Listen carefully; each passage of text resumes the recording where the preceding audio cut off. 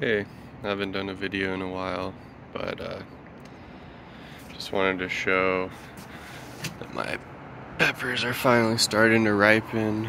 Got some tomatoes over here. We're gonna have quite another harvest this year, and Blumat system's working pretty darn well.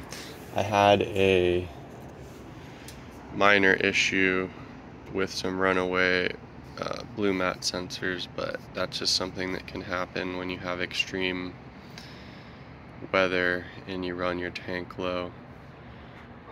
But anyway, I don't have a ton to update. You can see how big the plants have gotten. The plumeria is doing well. It's setting flowers, so should be a pretty good show this winter and spring. My tomato got off to a slow start, but it keeps on trucking.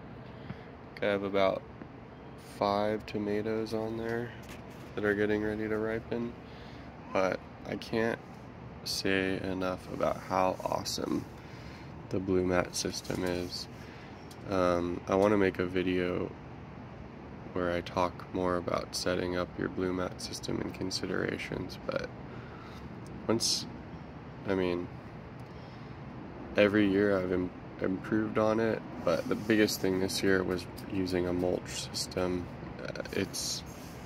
I wouldn't say that it's necessary, but it greatly increases the efficiency of the system because it just makes the watering that much easier. And I think I mentioned in my previous Blumat video that when you have your reservoir, you don't want it to be run empty unless you really have a big height between the lowest point where it's dripping out and your reservoir.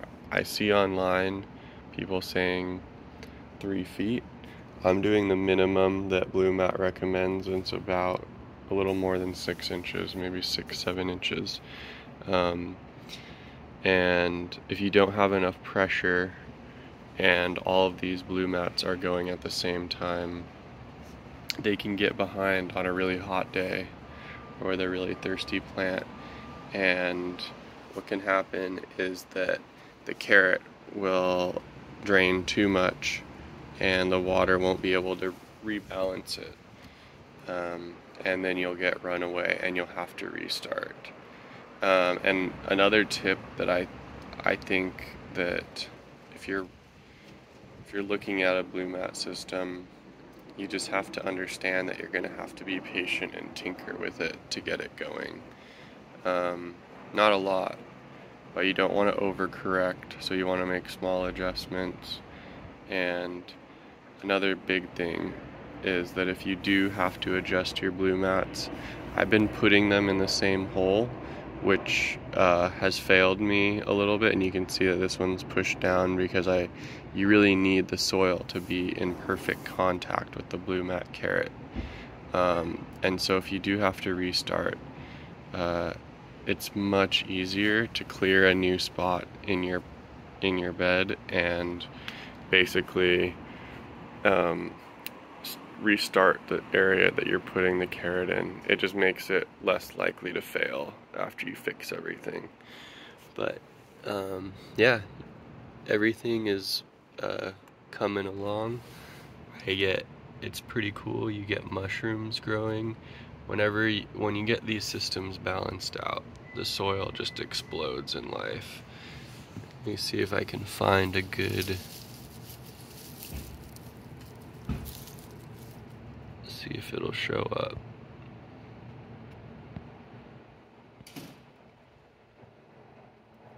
It's not focusing. Anyway, the soil just has so much bacteria and insects, so yeah, this is my first harvest, so I thought I'd get these off the plant. And that's an important thing to do when you're in a temperate climate like mine. I'm going to be harvesting these probably until Halloween. Just depends on how long they set fruit for, but you get this first flush of peppers, and that's going to be your first harvest, or as they say in Caribbean, reaping. And these are the peppers, if you like their shape and quality, you want to collect seeds from the first harvest because they'll be the strongest. But you can see I have clearly one population of heavy set, first fruit set that got set maybe early August, late July, and then I'm starting to get the second fruit set. So all these higher branches are setting fruit, and that's going to add, I mean, you can get a lot more peppers that way. Because I have a protected, semi-protected balcony, these guys don't get hit by a ton of cold rain, and I can really push their season out. And that's the cool thing about the Blumat, is that I can dial the water back, so they're still perfectly watered, but not watered nearly as often when it gets cool.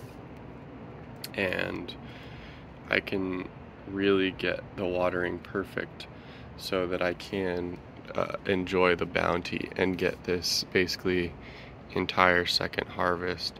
Because I expect the middle of these plants probably in the next couple weeks, just given that these first ones are going, I'll have, you know, a couple pounds off of these guys. Yeah, the peppers just absolutely love this balcony system. The tomato, it had some issues early on. It was shaded out by all the peas that I had in here. You can see that the first truss, I kind of look to, if I get that fruit set on the first truss, I know it's going to be a good year. But the plant was just a little bit unhappy, and it had some watering issues. It's really hard to get the watering perfect on a tomato in a small pot, but it's kind of strange. It finally set fruit last after setting fruit on this part of the vine. But this is a really good tomato container variety. I just need to next year make sure the watering's right, and it needed a little more fertilizer when I planted it. Another cool plan is just to see how tall this